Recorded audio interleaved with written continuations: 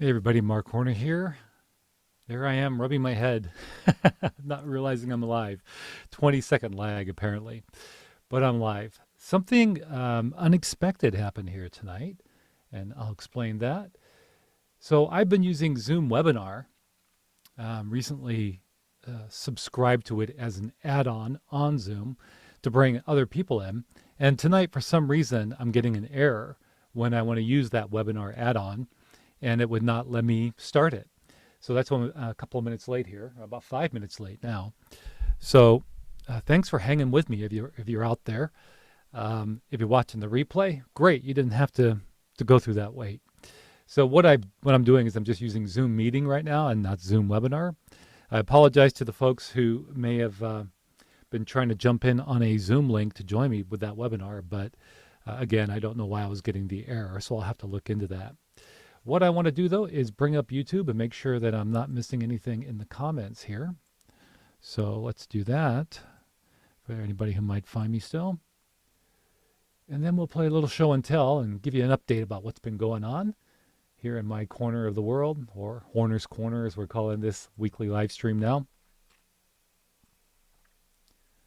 I want to see the comments, the chat.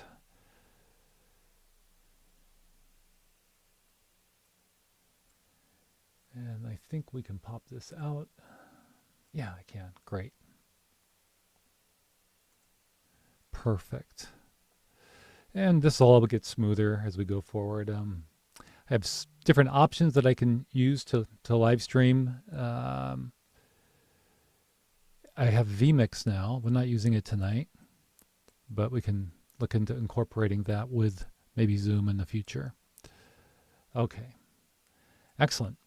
So we're going to have some fun here tonight. Let me just kind of give you one of the reasons why. Let's see how I can do this. Now let's try this first.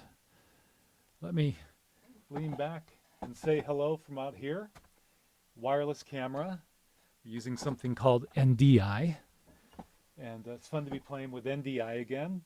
But this is my little recording studio, usually for audio, but doing some live streaming in here now. I have to work out the mic situation though. So you're not seeing me now. Let me bring it back.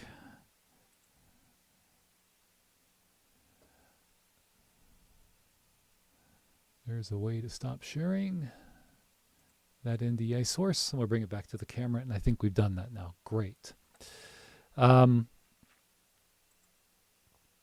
So I've got 3 wireless cameras using NDI, and they're all on iOS devices. I've got an iPad, and I've got an iPhone 7 Plus, iPhone 7, and the webcam is actually an iPhone 12 Pro Max.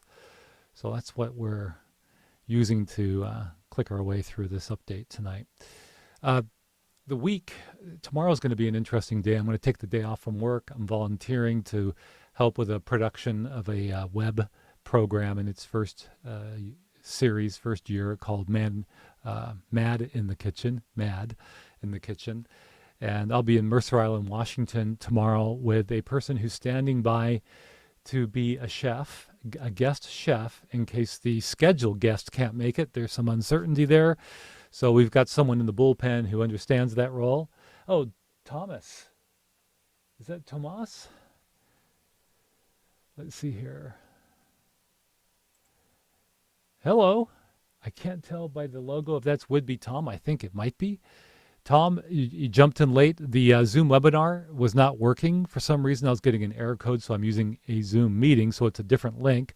Looks like you may have looked around the channel and found me, and glad if it's you, Tom, that we were able to connect here. So that's going to be tomorrow night. We're going to do a test, and then the actual Mad in the Kitchen program is 5 o'clock Pacific, 8 o'clock Eastern on Saturday on YouTube. And part of the fun tomorrow is I'll have an A10 Mini Pro in front of me to switch that show, but it's really just a couple of buttons, 2 cameras. Both cameras will be iPhones using Filmic Pro with a clean HDMI out, primary camera on the potential guest chef, and the other one above the counter looking down at what he'll be preparing. So we'll see how that all goes. Yeah, I kept getting an error code. Yep, exactly. That's right. When I was trying to use Zoom webinar tonight. So I'll have to look into that. I'll have to look into that. But what I thought I would do is, I mentioned the A10 Mini Pro. That's a switcher that can let you bring in four sources, HDMI sources, so they can be cameras or computer displays, for example. Today, I went and finally finally pulled the trigger and got myself one of those devices. Actually, the A10 Mini Pro ISO is the one I got from the DVE store in nearby Everett, Washington, Guy Cochran's store. So I thought maybe I'd do a little unboxing. And let me first explain. Let me show you the shot of it. There's a way to do that here. So let's go to screen share. We'll go to another HDMI source. This will do it. Okay, so you're seeing it now. I've got the, this is my wife's old iPhone 7 on a stand. And I can just swing it into view here. All right, I'm getting quite a bit of glare there, so I'm going to turn a light away. So just for a little bit of background, I've been looking at, well, this is, I think, the third and now the evolution of this device. It was about 4 years or so ago when the first A10 Mini came out, which was pretty cool because you could use it to in your recording or live streaming process, bringing in four HDMI sources. That was the A10 Mini, and then the A10 Mini Pro came out. And what was cool about that is it has a built-in encoder, so that takes that job, that lift, that processing power away from your computer and does it inside of this device. And then what came out was the A10 Mini Pro ISO, and that's this one. Cool thing about this is I don't know if you can do it while you're live, but in a recording mode, you can definitely attach an external hard drive and record all four HDMI sources plus program. So the program's probably, I haven't unboxed this yet, so I'm gonna have to learn, but the program's probably recorded internally, and but the other four sources can be recorded independently, and that comes in very handy when you're editing, to have the entire feed of or recording of, for example, a guest on camera. So that's all handy when you do post production when you're editing. So what I thought I'd also share is this is not technically brand new. When I called the DVE store, they told me they didn't have an A10 Mini Pro in. They were temporarily out. These things are in demand. And from cars to computers these days, guys, anything with computer chips in it, there's a demand for those things. So that's definitely affecting supply and demand right now, products from cars to products like this one that you're looking at. So they told me that they had an A10 Mini Pro ISO in, and that it's like new. So it had been open. So I asked, what does that mean? Does that mean that it's lightly used, no scratches, I get the original warranty effective the date I purchase it? Yes, yes, yes. That's exactly what it means. And they were selling it just over $100 off. So I pulled the trigger. Well, let me put it this way. I got my wife's blessing. It doesn't happen without Triple Tall on board. And that's the secret sauce that made it happen. So thank you, Triple Tall. Now I'm gonna what I'll do is I'll get away from, my mouth is gonna leave the mic that I'm on right now, which is on a stand. I'm gonna go over to the box and I'll talk over there, but you're not gonna hear me on this mic. So I'm gonna enable the mic that's on the iPhone 7 that's shooting down at the box, and hopefully you guys can hear me okay and you won't get too much echo. I'm gonna point the Shure SM7B away from all that.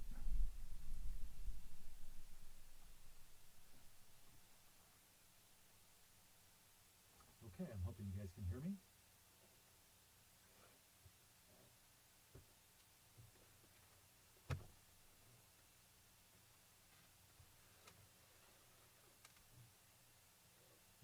I know one of the first things I need to do is register this device. Get the software, and get DaVinci Resolve, which is their, Blackmagic makes this product, and this is their editing software. So if you think Adobe Premiere, Final Cut, there's a free version of Blackmagic. the Black Magic Designs DaVinci Resolve.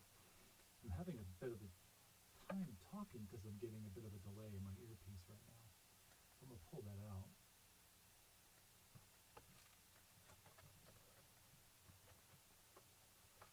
Power, adapters for power, ship to different countries, different standards for the outlets.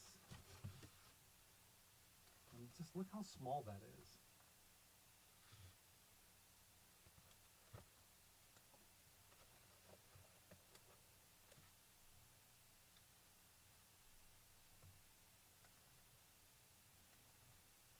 It's such a small switcher.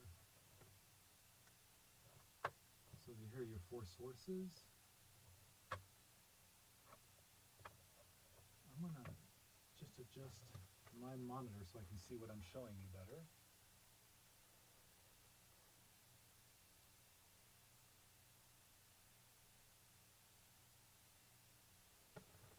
Perfect.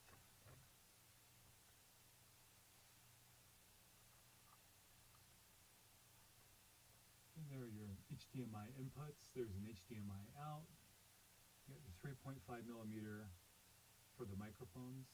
Not ideal, you know, professionally you normally would have an XLR inputs, but this is okay. You got your USB out, USB-C. Now that's going to be important for the recording function I mentioned earlier, where if you want to record these sources independently, I was told by the person at the DVE store who sold it to me, John, that you have to use the USB-C out to record to an external drive to record all 4 inputs independently. There's our Ethernet port, there's our power. So yeah, there we have it. Looks like that's about it.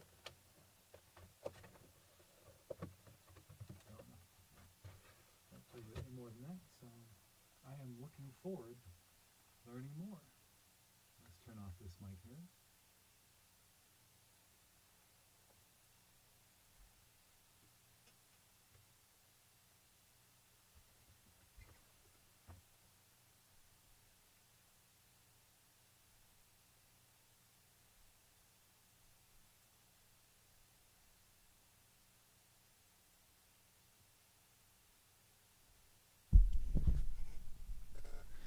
All right, now I just need to find my way around to the stop screen sharing. That's on my other display. There we go. Excellent. I mentioned earlier that there is yet another NDI wireless camera in here, and that's my iPad. Let's see if we can show you that.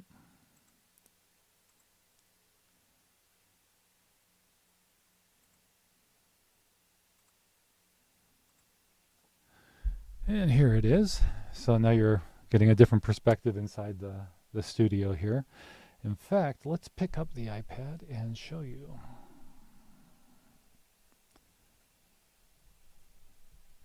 I'm going to take a power cord out. Here we go. And why don't we flip the camera around? Okay, there's the display. So I've got a Lenovo laptop just over here, and the monitor's here, keyboard, and behind me, looks like a white sheet, doesn't it? We're losing focus. There's the microphone. Here we go. It's a white backdrop, just a few bucks on Amazon, which is really very much just like a simple sheet, to be honest with you. That's the Shure SM7B microphone, and I know you're not hearing me very well. If I point that away from me and I enable the mic, yeah, here's the mic on the iPad. And I do get a bit of delay in my earpiece once again.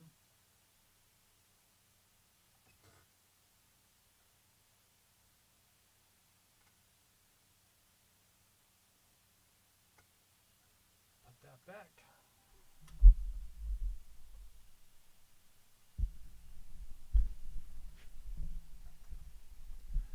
And we'll stop sharing that.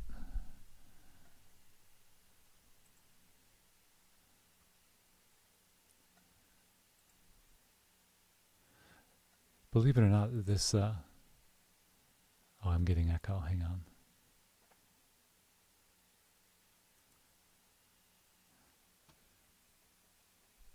Okay, I muted the iPad microphone. Okay, all iOS devices have their mics muted now, so that's good. So that was a fun little tour. We did a little bit of an unboxing, and I can see, let's see, have we got everything in the shot? Yeah, if things are framed properly. Fun to play in this ecosystem. Normally I would use a switcher, but I'm just doing this all through Zoom right now, which is kind of fun. It's not going like snap, snap, snap, because I'm still learning my way around. But and we'll refine it so that we can get to things quicker. But you'll see the evolution of all this if you check in every Thursday or so. Also wanted to give a shout out to my friend Christian Zasa. A couple nights ago, he in British Columbia managed to get the lunar eclipse live streamed from Lake, is it Lake or Okanagan Lake or Lake Okanagan, anyway, in kind of central British Columbia. And he did a really nice job in the middle of the night into the first light of the morning, just as day was beginning to break. And it was beautiful. So the skies actually did cooperate, and he got just high enough so that the moon didn't set out of sight, because in the terrain where he was on that particular day, it's varied, and you can lose the moon earlier. It will set in some spots sooner than others, just in that general area, hilly terrain. But yeah, he did a really nice job. And if you want to see that, check out his channel. It's at Sassy Photo, SASSEPHOTO. So let me bring up the chat and just make sure I'm not missing anything. Oh, Jim is there. Hey, Jim. And Janine is there. Fantastic. So Janine, I know I owe you, because I think you jumped in kind of late, an explanation, because you may have been trying to jump in on the link that we were planning to use tonight for Zoom, so you could be here directly on Zoom. And what happened was when I have been using Zoom Webinar, which is an add-on on Zoom. You pay a little bit extra for that a month, or more than a little, and that's what I've been using.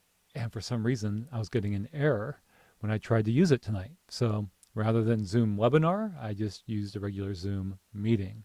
The reason for the webinar, the reason I got that about a month ago, was because I thought it would be great if people just want to jump in and we have like a community conversation, build a community. So I'm here in a sense, the room itself all by myself, but I could throw it out there if folks want to join. So let me just see. Let's see. I can do the participant thing. I can do invite. Janine's already in there by default. So Janine, you just got an invitation if you'd like to accept. No pressure to do so.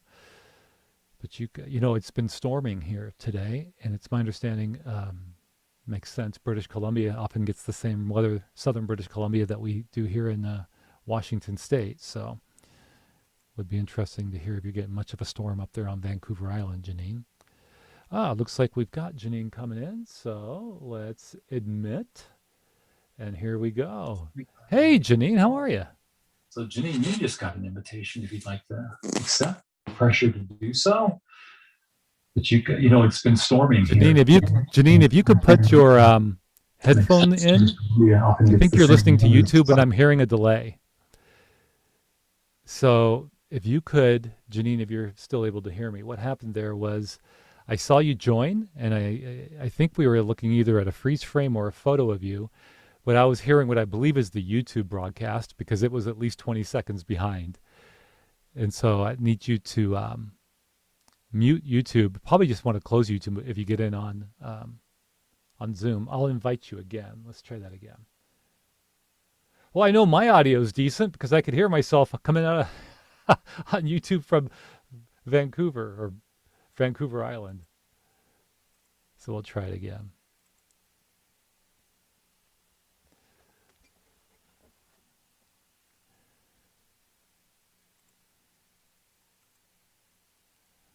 Let's see.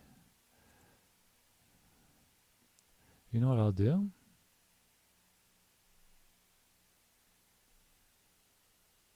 Here's Janine. Let me close this invitation thing real quick, and we'll try Janine again. Nice ceiling.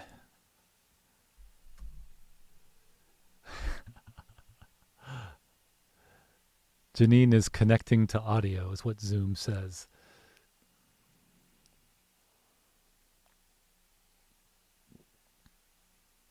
Just so you know, Janine, I'm not hearing you just yet. And I'm seeing your ceiling and a ceiling fan. Oh, hello, Mark. Hi, now I'm hearing you.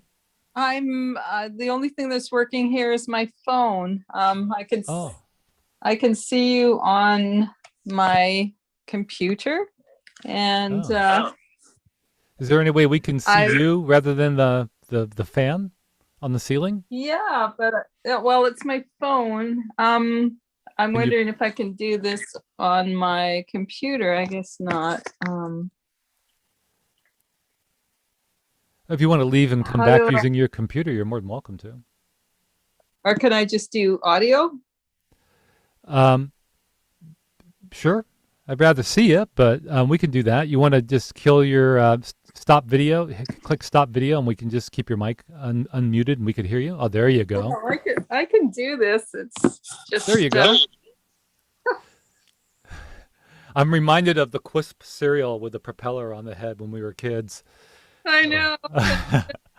So, what's the weather like up there? I know that we've been having some storms here today. Are you getting a lot of wind and some rain up there today?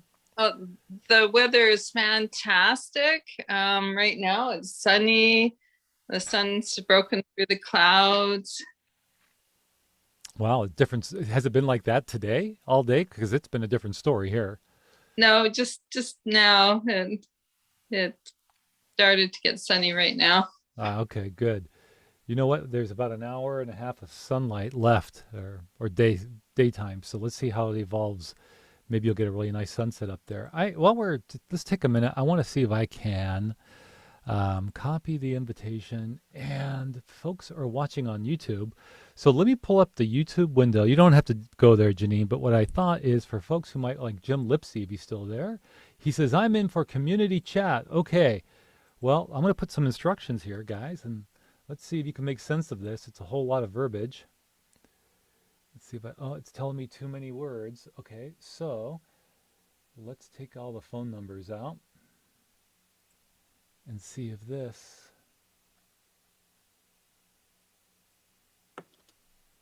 see if this gets us closer. So in the YouTube chat, it should say join Zoom meetings. There's a link and the ID number. There's also a mobile, but let's see if you guys can get in using that link, and I'll keep an eye out for people who are in the lobby, so to speak. Be really cool to have Jim Lipsy jump on board, or Tom if he's game, if he's up for it, with Wi-Fi working in his favor, and we'll see how it goes. Janine, housing market, same as last time? Any sales since the last time we spoke? How's it going? It's slowing down to about a moderate 3 offers on every house instead of 8. So it's still competitive, but not as bad. Okay, that's interesting. At least there's been some evolution of some sort. That it's what's interesting going on probably in Canada as well as here in the U.S. Obviously, here in the U.S. is vehicles. People who want to buy vehicles, sell vehicles. Vehicles are becoming more scarce, and there's a whole issue of electronic components. But before I start spewing off about computers and chips and cars, Jim Lipsy, face to face, moving animation, human beings having virtual communication and not just in a chat on a Periscope app or what have you. Great to see you and hear you, Jim. I think, can you hear me all right? Oh yeah, you sound great. As do you. I love that mic. I haven't seen you live stream since Periscope. Oh wow. So how long has that been? I don't know, but very long time. Yeah. Show of hands if you missed Periscope. Yeah. No peer pressure. I do miss it. You know, there are a lot of people who are like, who use Periscope. That was so 5 years ago or so. I enjoyed it and I liked it. Didn't have to be big, didn't have to be popular. What we had was community, and I think we had some authentic sharing and whatnot. And it was great. We had great conversations and we learned together and shared our photographs and all that kind of stuff. We had a lot of fun, didn't we?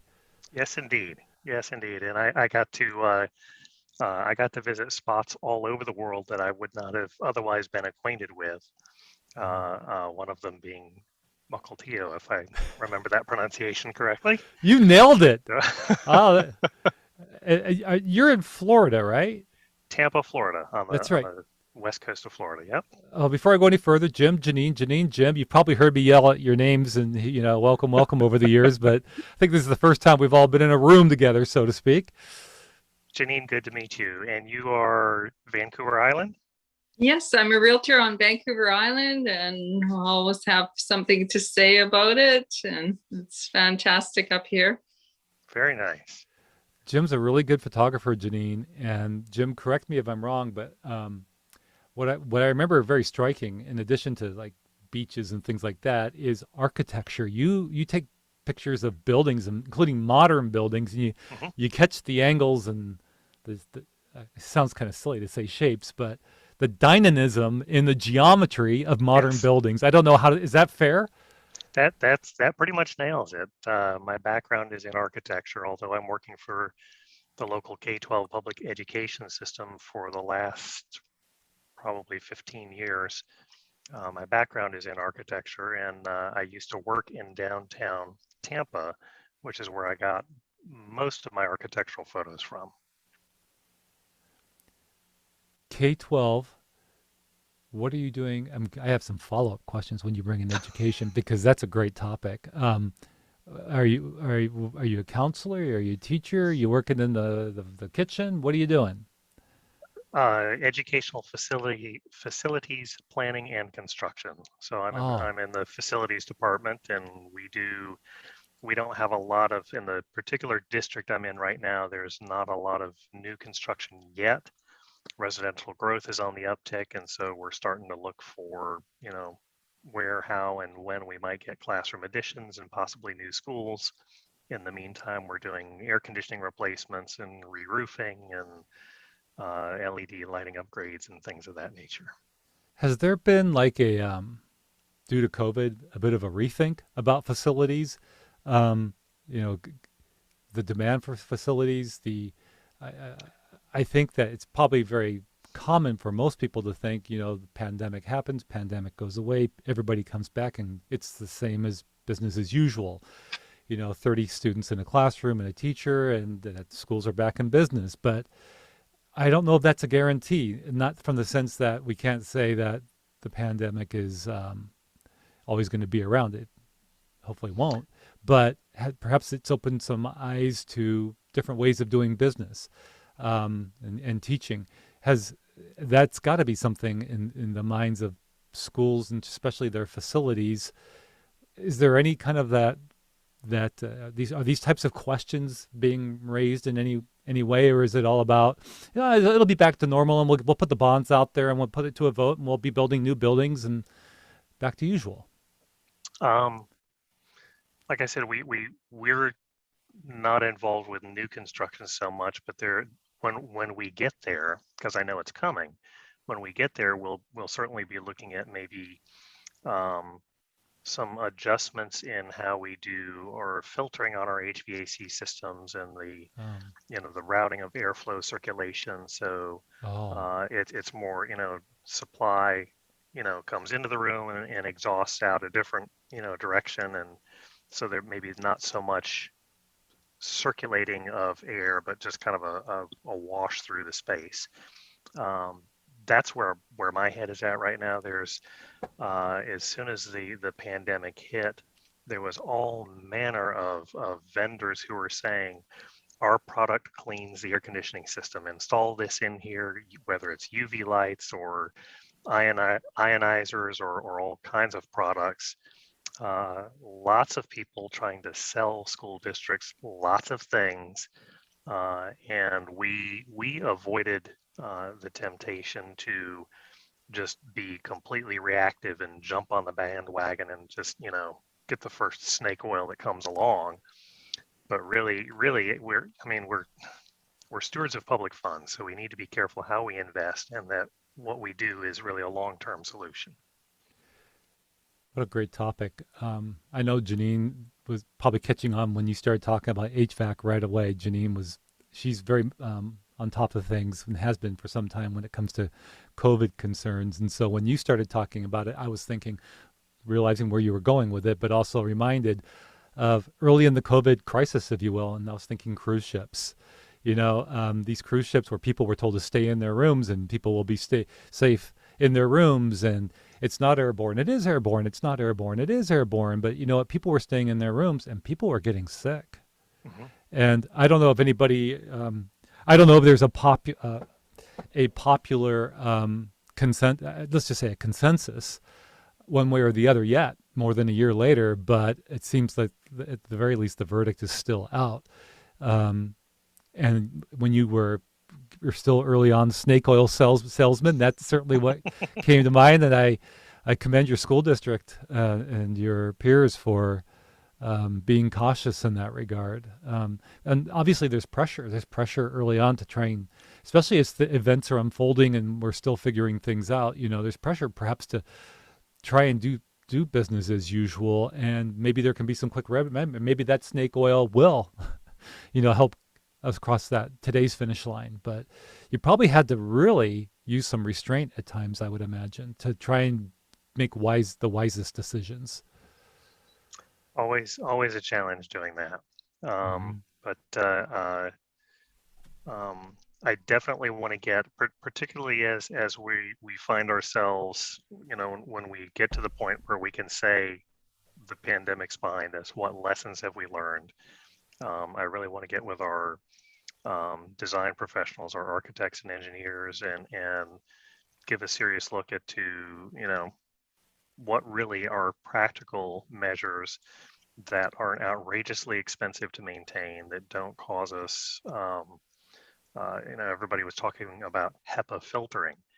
That works great if you're designing a brand new system, but the HEPA filters basically reduce the air pressure, the airflow so much that if you don't have oversized fans to accommodate for it, and in our existing schools, we didn't, you really can't put HEPA filtering into the air conditioning system. You can do standalone units in each classroom, but even that's expensive. And, filter changes every, whatever periodic time that is, every, few days or week or however often that's changed.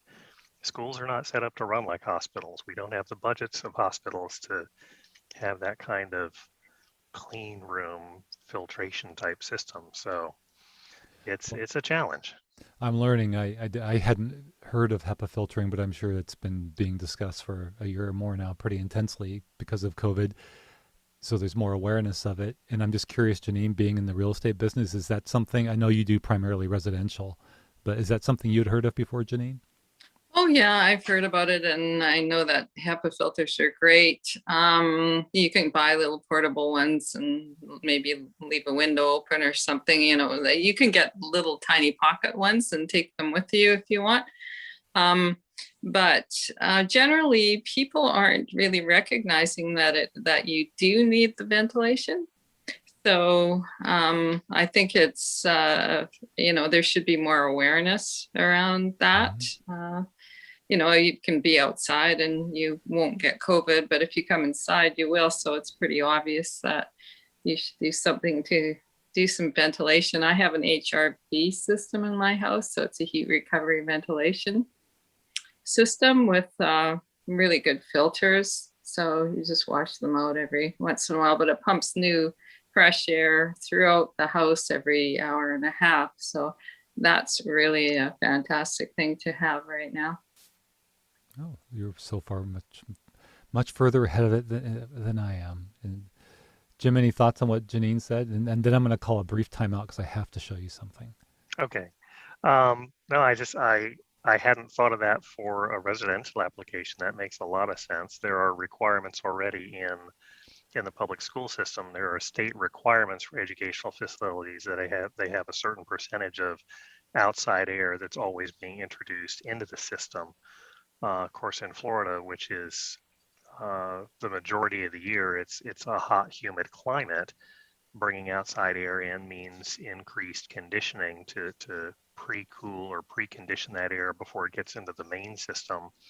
And so, there's a downside for energy consumption as well to accomplish that. But um, you know, with the advent of COVID now, there's maybe more consideration given to we spend a little bit more money on our air conditioning systems and the operation of that, and we have a safer environment.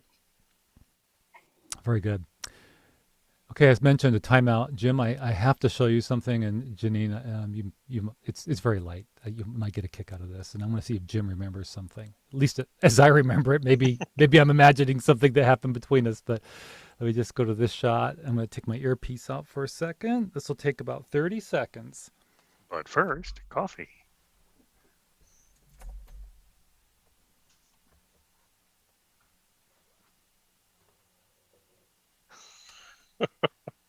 That's it, exactly.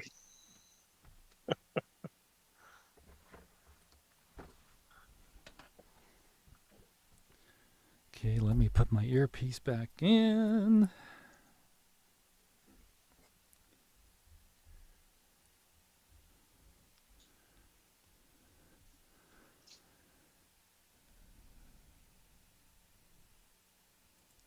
Okay.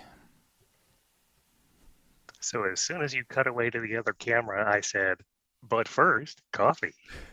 Do you remember when I did a segment, like I want to say 3 or 4 years ago, and I was upstairs in my living room? You wouldn't have known it was upstairs, or maybe not even my living room. But I did this segment. I told a story or something, and my wife, Paige Triple Tall, we were so like big on this approach about first coffee and all this. And you, if I recall correctly, it was you who said that is a great concept. I'm all about but first coffee or whatever the name of that segment was. Do you remember that? I do. And there was never another one. It was one of those great ideas, and I just let it go into the It, ether. And I it, it's remember it, you. Go ahead. it's funny every now and again, like at the office, as we're gathering for a staff meeting or something. Uh, any meetings are in the morning in our office right before we get started. But first, coffee.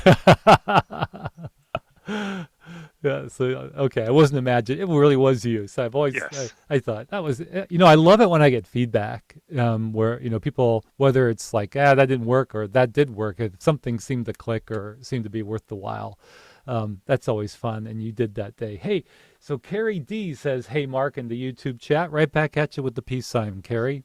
Carrie above, if you want to join us, you're more than welcome. If you'd like to come on camera and join the conversation, there's a link right above your comment, as a matter of fact, in the YouTube chat. And I'll keep an eye out for you, just in case you want to come on board. If not, that's perfectly fine.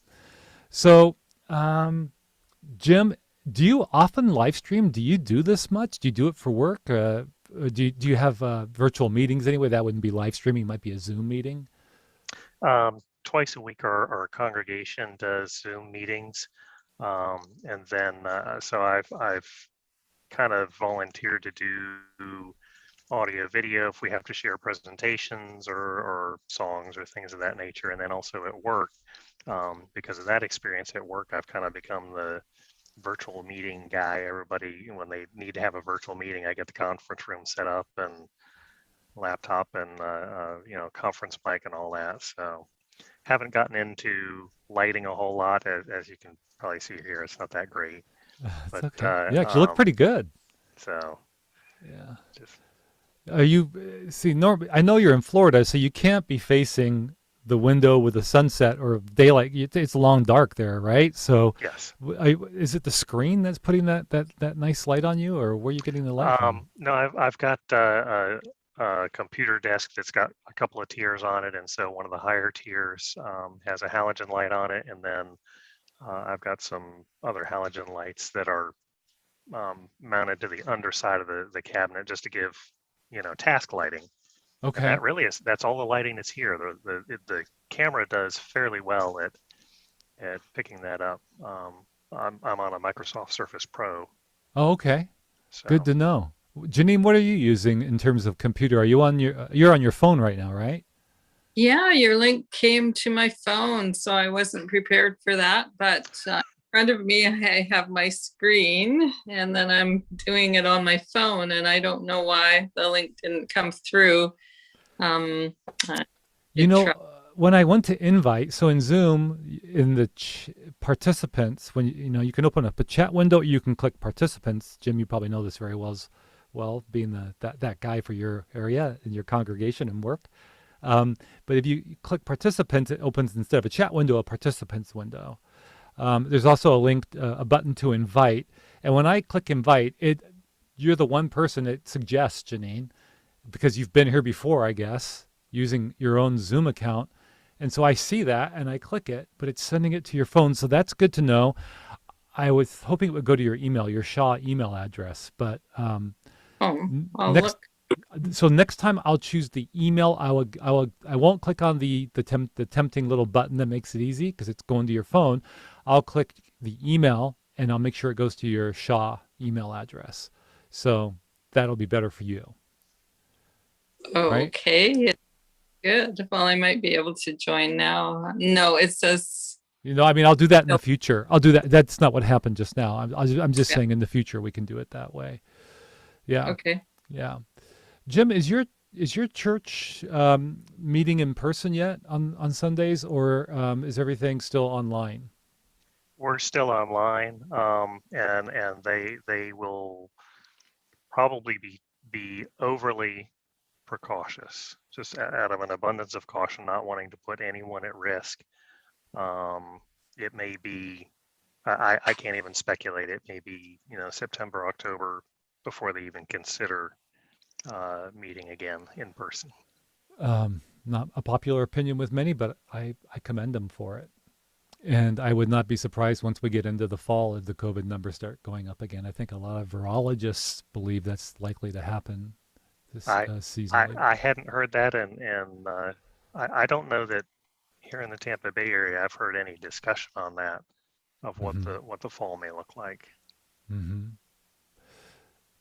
Janine, what is the situation like on Vancouver Island in terms of COVID and the numbers of cases? What's the trend? It's done a lot of this, it seems. Where are you at now? Are things seemingly declining? Or are they going back up? How much concern is there? Are people going back into supermarkets and so on? Yeah, we all are wearing masks. About 62% of the eligible people are vaccinated now. They're starting to vaccinate the 18-year-olds. There's been a lot of people going into our centers to do that. Today, there was someone that had an anaphylactic shock. I was in the lineup with somebody that was getting a vaccine, and they halted the like the lineup, and I couldn't figure out what was going on, and then I realized that someone did have a reaction. So I guess that happens every once in a while, but the majority of people are really doing well with it, and Uh, my BC is great. my Facebook page or feed showed you came up automatically because you had posted or it had recognized that you're now vaccinated. So have you had two shots? No, I've just had the one. So we are just starting the second ones in BC. They're trying to get everybody vaccinated, and that is eligible. And it's really working well. There was only 9 cases of COVID on Vancouver Island in the last couple of days. So we've got it under control, but the other places in Canada doesn't. Hmm. So we're lucky here. Carrie says in the YouTube chat, Carrie D, my oldest is getting her shot tonight. She's 13. I think that's great, Carrie. And by the way, Carrie also gave us some good feedback, said that the video quality of this stream on YouTube is emoji this. So appreciate that feedback. That's awesome. Yeah, I've had my first Moderna shot. I got that probably just over a week or so ago. So I get my second one, I believe, on June 11th. So looking forward to having that done.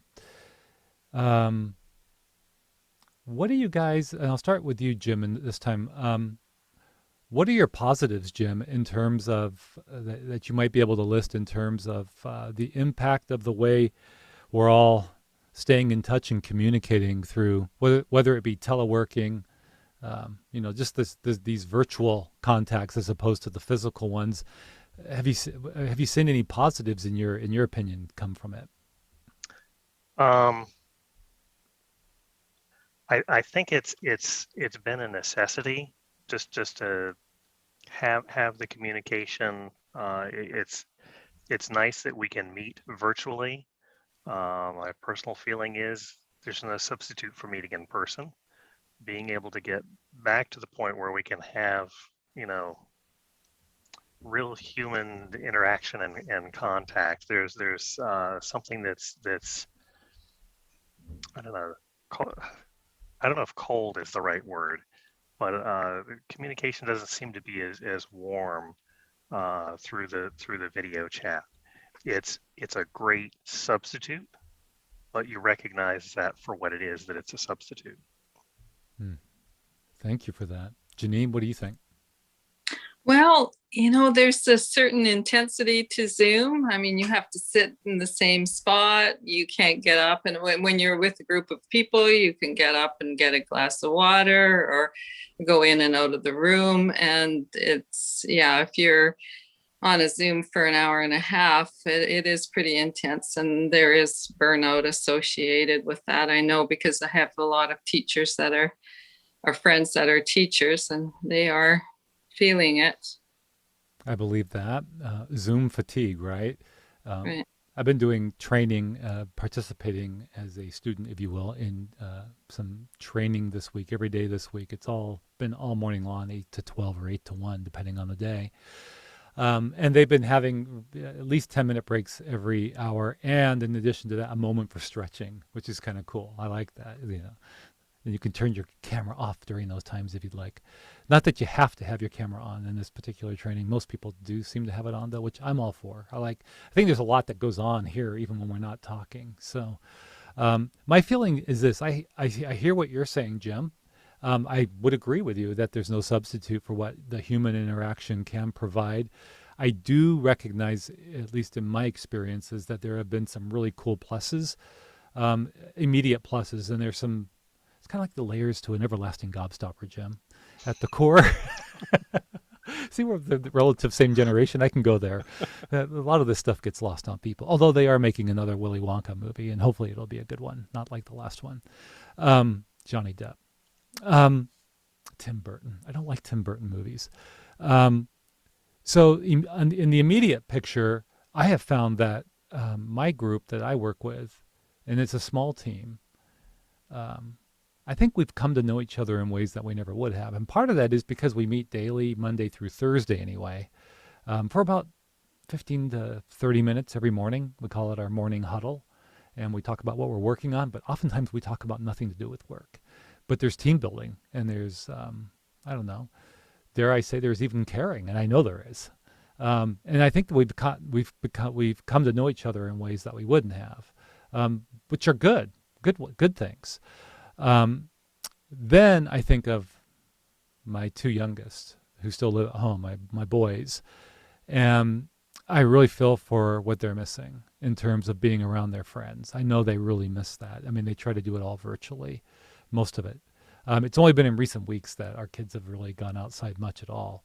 One doesn't even really bother to go out, my 12-year-old, but my 10-year-old, it's hard to find him and bring him back in. He just loves being outside. He was meant to be in the wild.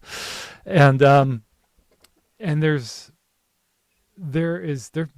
they've really been missing out in terms of just being with friends and having those shared social moments and all of the development, I think, that's associated with that, and the churning of tomorrow's memories. A friend of mine who I've known since the first grade, who now lives in Austin, Texas, he said to me, "Mark, think about it. Think about if when we were in middle school, we had to spend a whole year indoors with our parents." And that really struck me. I go, yeah, how bizarre. how science fiction like. How depressing if you're the kid. But I don't think my kids feel overtly like that's depressing. There have been some perks with it, but yeah, they just need to get out and be kids. So I hear that's where when you talk about the in-person experiences and the nothing like it, Jim, that's where my mind goes right now. Although, kind of swinging the pendulum the other way, my 16-year-old, who enjoys gaming online with a couple of schoolmates, uh, the time devoted to that has just has Oh, just skyrocketed, gone through the roof. And um, I think when this is all over and we start getting together with friends and going outside, he'll be jonesing for getting back on the computer, putting the headset on, and yeah. getting into the gaming again. That's where my 12-year-old wants to be, is online with his friends gaming. And it seems like he's been kind of disinterested in a lot of things Mhm. recently. But then there was a moment like a couple nights ago where he shows up sitting next to me on the couch with a laptop, and I'm like, "What's going on?" He's showing me something. I'm going, "What am I looking at here?" He goes, "This is Linux." I Oh said, wow. "What?" He goes, "Yeah, I'm running Linux," and he's coding and stuff, and I'm going, "Wow, wow." Way, I'm not there. That's Yeah. kind of cool to see. So, well, you guys, I don't want to give you Zoom fatigue here, Jim. It is, well, heck, it's going on 11 p.m. where you're at. Yeah, I need to be shutting down here pretty soon. Yeah, what a cool thing though to have you.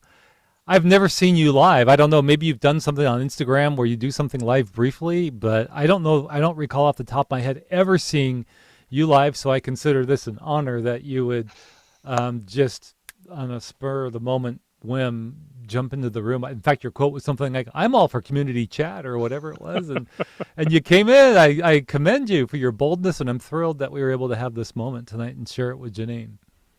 Well, it was great speaking with both of you. Janine, nice to meet you, and Mark. The one thing that I probably miss most about the Periscope is just the live outdoor shots, waiting for the train to come through, watching the ferries cross back and forth, and those outside views. So I kind of wondered when I saw a couple of your recent posts on Instagram if you ever did live streaming on Instagram. I happened to be on YouTube this evening looking for something else completely, and I guess because these programs are all interconnected now, it recognized that I had seen your posts on Instagram, so it alerted me that you were live streaming.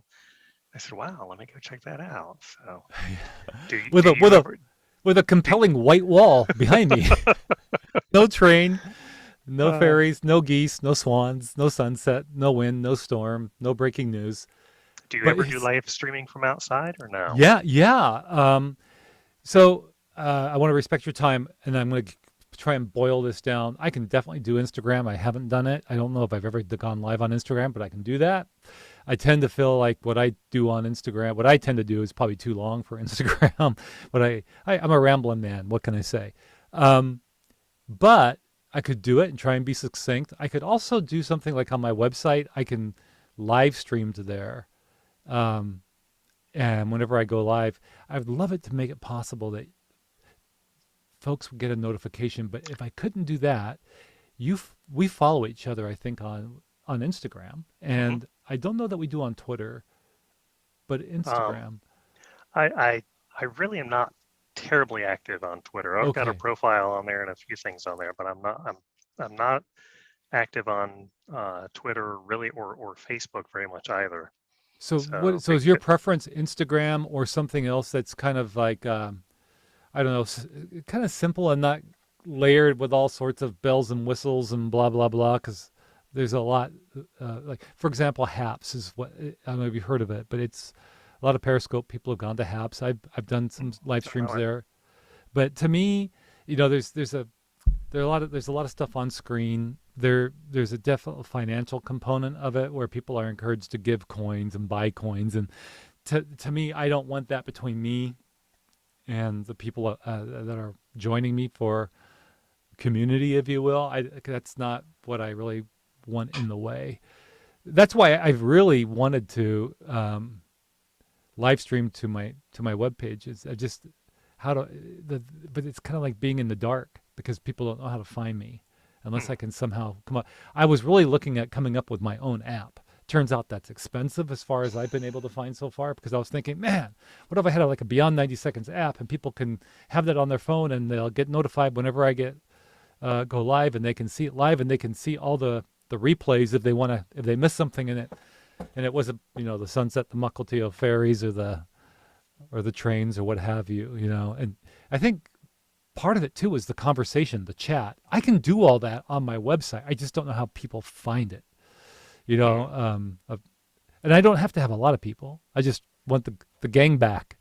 Sure, The sure. neighborhood gang. It was like big neighborhood, but we had fun. We had good times. So, well, thank you for um, that feedback. I'll continue to think about that. And another thing I could do, Jim, I can certainly go live on YouTube outdoors. Are you okay with YouTube? How did you find it okay Yeah, for a platform? that's fine. I just uh, I'm not real crazy about getting notifications of every single activity that happens. Right. So if there's a way to get notifications that I want without getting Yeah. all the notifications I don't want, Yeah. that Well, that would be ideal. so when you subscribe to a person or a channel, rather, you can click the bell to get notifications. And then I think there are variations in terms of how often you want to be Okay. notified. So just I FY, there is that. haven't actually explored that in YouTube, and I'm looking at the page right now, so I see the bell. Yeah. So there's the bell, and I think there are some options with the bell if you want to be notified every time, or if you don't click the bell, you won't get notified at all, but you can get at least some notifications. Didn't never went far enough to really realize that. So okay, Yeah. So there's that. So I'll tell you what, I'll play more with YouTube doing stuff outdoors as well as this, um, and we'll see what you think. is there a particular time that you're on more So than right most? now, in terms of the only time that I'm firm on at the moment is Thursday nights, 7 Pacific, 10 Eastern, your time, Hmm. and that is going to be this indoors. But there, I will be live out and about at Mukilteo, at Instahomish, showing balloons, showing whatever. Um, I don't commit to a time on that. It's when time allows, and when Sure, the weather's right.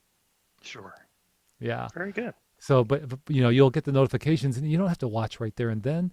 You can always say, "Okay, I know he's live. I'm busy, but I'll go back and watch the replay sometime," Hmm. or I'll go see if he's done anything lately. Maybe I missed the notification. So there is that. So yeah, let's try that. We'll do some more of that. Very good, very Yeah, good. awesome. Well, thank you, Jim. You have a wonderful All right, evening. I'm so glad you did this. very good. Thanks for the invite. You're welcome. Uh, Good night, Janine. Good night, Mark. We'll All see you right, again. all right. Good night, Jim. Take care. Janine, that was pretty cool, wasn't it? Oh, yeah, that was fantastic. Yeah, I see that you still have the link to Periscope in your YouTube channel there. Can people still see those replays? I guess not, or So I need to go and find the template for that because every time I go live by default, there's a template that I built years ago that oh, showed all my social media, and that continues to appear. And a lot of times when I set up, if I go into YouTube right ahead of a live stream, I can see the opportunity to get rid of it from that specific stream that's about to happen. So I'll highlight it and delete it. But I need to go dig and find that. I have clicked on it as recently as probably 2 or 3 weeks ago, maybe 3 weeks ago, and it got to me. It got me to some of my old broadcasts. Um, so I don't know as of right now whether you can still see the old stuff or not. oh, On a related note, you told me 6 weeks, maybe 2 months ago, Mark, you can still download all your old Periscope broadcasts. Did I tell you I finally got around to doing that? I had 5 days to do it. And yeah. oh my gosh, it was over 600 broadcasts. Wow. And it was downloaded one at a time. And many of them were in the megabytes, but some were in the gigs. Uh, Hundreds of megabytes oftentimes and gigs at times. So it took a long time to download all that stuff. Well, I thought it Real, transferred real, real quick, to, real quick. I'm sorry to interrupt, Janine. Mark Beamish, I don't know how long ago you wrote hello, but hello. Great to see you here, Mark. Mark, if you wanted to jump in, although if you don't, we'll probably wrap up soon. But if you want to, we can hang on, Mark, if you want to click the link above in the chat and join us. I'll see you pop on as an attendee, and I'll bring you in as a guest, as a participant on camera, if you're up for it. If not, that's fine. I'm sorry, Janine, go right ahead. I thought it transferred automatically to Twitter. Um, that's how I understood it. I remember you saying that. Now, I have to say that I don't think I could have done it any better in terms of when I joined Periscope in March of 2015, because I did make the really important decision from my point of view to link my Twitter to Periscope. I didn't build a separate Periscope account. You know, our friend Christian Zasa had an initial Periscope account that did not link with his Twitter, and it caused him headaches. So I know I did that the right way, and so even though I made my Periscope link to my Twitter, fast forward to 2021, and it still was I still got a message saying that I had 5 days to download these, so that seemed to be implying that they wouldn't be around. But I haven't gone back recently to see if I could still access them. Yeah, we'll have to try. I'll click on your Periscope channel, see if there's anything there, and maybe we could log into Twitter and see what's going on there. Yeah. Do you still have? Let's see. I've got 8:06. Oh yeah, it's still daylight out. Wow, it feels later to me right now. Mm-hmm. Well, Janine, before we wrap up, anything else? Oh wait, just a second. Jim Lipsy says, by the way, Mark, your audio on YouTube sounds so much better than your audio on Zoom, maybe due to extreme compression on Zoom. Ah, that is interesting. Let me see if I'm going to check something out on Zoom. That's really good feedback from Jim. So I don't know if you're still there, Jim. I'm going to ask you something. Right now, you may or may not know, but when you're in your Zoom window, there's something in the top left corner that says original sound. And by default, I think it's on. And right now, what's called original sound for me is on. Now I'm going to turn it off. Okay, my original sound is off. Does the audio sound at all different to you, Janine, or does it sound the same? The original sound sounds way better, and I use that for music. So I've got the instructions on how to do it. So my original sound my sound got worse, is what you're saying, because I just turned it off. That's correct. It was way better when it says original. Okay. So now it's on. There's a program, you've probably heard me talk about it. It's called Office Hours. That's on YouTube 6 days a week, every day but Sunday. And they do mic checks every morning prior to flipping the switch in Zoom to go live on YouTube. So the people from all over the world start joining as panelists, like on camera. And we start talking, and at 6:40 a.m. Pacific, we start doing audio checks. And we have an audio expert who makes sure that we're right around minus 24 LUFS, and that there's no hiss, there's no hum, because we're really going for great audio. We want this to be professional quality in terms of the audio content, and that we're all clearly understood. And so a lot of times we're kind of, people are saying, I'm hearing a hiss, a hum, blah, blah, blah. And sometimes people say, you know what, sorry, I'm going to not be a participant, make me an attendee, which means they're going to go in the gallery and they'll be able to chat. When I say gallery, they're not going to be on camera. They're not going to be heard, because they know that their audio isn't very good. It's not up to snuff. And maybe that sounds kind of hypercritical, but we like being hypercritical. We like pointing out, we like having things pointed out about our audio. I spent hours last weekend, I want to say, trying to get rid of this hiss in my audio chain. And I am still going to be doing more to experiment with different levels in my audio chain. So a typical audio check at 6:40 a.m. for me goes, "Hi, I'm Mark Horner, Seattle, Washington. Good to be here. I'm speaking into a a Shure SM7B, going into a DBX 286S, going into a Focusrite Scarlett 2i2. Test 1 2, test 1 2. And meantime, I have a square, a thumbnail that is supplied in the grid where we see all the people who are joining as participants. One of those tiles, instead of a human being, I'm seeing a screen share of audio meters, and I can see if I'm anywhere near minus 24 LUFS. And so I can see if I'm a few dBs low or a few dBs high, and I sit here and I adjust, and I'm waiting for the audio person whose name is Mickey in the Philippines, really smart audio engineer. I'm waiting for this. You're good. And they try to get through us each one at a time as quickly as possible, because sometimes we have, 15 or so people, and it takes some time to get through them all, especially if somebody's got an issue. But it's amazing how the likes of Mickey and some of these other guys who know a whole lot more about audio than I do, how quickly they can diagnose things. And they'll say, try this. Could you do this? Could you turn original sound off? Could you do this? Have you done this?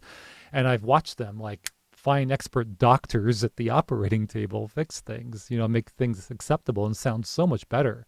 And one day, I had the program. I wasn't on. I guess I had it on Zoom on my phone, and I went to Starbucks, and I got in my car, and the Bluetooth kicked in my car. So instead of hearing the program out of my phone, I'm now hearing it out of my car speakers, just ordinary car speakers. So 2015 Honda Accord. And oh my goodness, did it sound good. I'm going, yes, this is why all that attention to audio is so valuable. This is a program that is so easy to understand, sounds so quality and professional. I can hear everybody so clearly. I can really understand things well. So that was kind of a cool moment. I've been meaning to share that with those guys. So if you're interested, the program is called Office Hours, and I'll put it in the YouTube chat. The channel is a guy named Alex Lindsay. It's actually a channel in his names. I'll get the link in a second, but let me spell his name in the YouTube. It's Lindsay, I believe. First name Alex. Program is Office Hours. And in addition to having 2 hours, so that his program does 2 hours in the morning. First hour is just answering questions from people from all walks of life about, hey, my camera, when I try and do a live stream, I'm having this issue, or blah, blah, blah, or I'm using this, or, what's a good laptop for live streaming, or what's a good light for a beginner, or a good microphone for a beginner, or what's a good microphone in this price. I mean, these are the questions that's the whole first hour. And it's really cool to hear these people have, some of them, tens of years of experience, 30 years. And some people are just really deep into live streaming, and they're doing this. This is how they make their living, a lot of these people. And they're there, and they're answering everybody's questions for free. And they're providing, it's a real community. So that's an aspect of the virtual world that I love, is how these people are coming together and sharing the knowledge. I love the sharing of the knowledge. Second hour is usually a guest. For example, they had Leo Laporte on not too long ago, Twit TV, Leo Laporte. In fact, Alex Lindsay is usually on, one of them has been for years on with Leo Laporte on Twit as one of the sidekicks, if you will. Hey, right back at you. I love it when I get a hey in the chat. But let me get that link to the Office Hours program, Alex Lindsay's channel, and that way I can share it in a link and everybody can see what I'm talking about. And then after those 2 hours, what they do, Alex Lindsay goes on, and I can't remember which day of the week it is, more than one day, I think. They talk about education and innovation, some innovative ideas and approaches to education, and they're going to be, there are teachers who are on there, and they talk about the state of education, at least, not just in the U.S., but primarily in the U.S. And I love the ideas, where they think education needs to go, what's not working now, what the innovation, and there's a lot of COVID money out there right now for education. And so I know that Alex Lindsay is spearheading a plan that's ultimately aimed at working at with some COVID funds, hopefully, and trying some different approaches to education, which I think is pretty exciting. So let me get you a link to his channel real quick. Let me look at my history, and there's one of his recent programs. I'll click on his channel, and I am subscribed. You're absolutely right. So here's a long link when I'm on his channel. It's got to be a shorter URL, but let me just copy and paste this in so people can find it into the YouTube chat. Yeah. And oftentimes lately I'm on that show. I'll be honest with you, I don't always talk, which is a good thing because I have 2 ears and 1 mouth, and I am learning a lot with those ears. And a lot of those people are smarter than me in this space. So it's just, I geek out so hard when it comes to live streaming and whatnot related to it. And Janine, I know that you appreciate it too, and photography and cameras. Yeah, that's the hobbies. Yeah. Anyhow, well, I think we should probably wrap it up for the night. What do you say? Well, yeah, it's great. I'll do it next week. I look forward to being an attendee next week. Maybe we can get the Zoom working. And Yeah. great. And I also sent you an email about a little contest, a video contest that you might be interested in, and I'll leave it at that. So I'll check it out. Thank you. Yeah. So I'll say good night to you. Good All night, right. everybody. Good night to Paige if she's watching. Well, absolutely. We even have a little daylight outside. I love it as these days stretch on. We get a bit more daylight going into summer soon. So wonderful. Thanks, Janine. Appreciate your time. Take care, and look forward to hearing your update hopefully next week. Okay, good night. All right. Good night. Bye. Thanks for watching, everybody. Take care. And if you're watching a replay, thanks for checking out the broadcast. And again, feel free to join us. We're going to keep doing this and see if we can't build a community. Horner's Corner, Thursday nights, 7 p.m. Pacific, 10 o'clock Eastern.